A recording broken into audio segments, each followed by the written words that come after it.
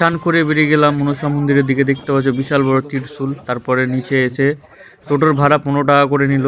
ভিতরে মার্কেটও আছে, এটা টিকিট কাউন্টার চন্দ্রদ্বীপ। দেখো টিকিট স্লিপ আমাদের রোপে এখানে ঢুকলাম তো পুরো চেকিং টেকিং করে আমাদের ঢুকালো।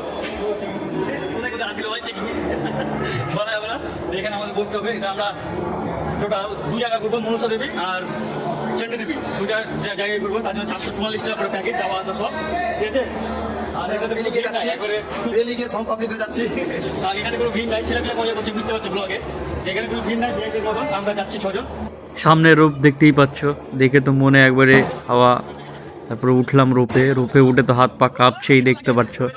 রোপ চলছে, খুব স্লো চলছে, কিন্তু পা হাত ঘেমে যাচ্ছে ভয়ে। পিছনে তোমরা দেখতেই পাচ্ছ কত উঁচুতে আছি আমরা।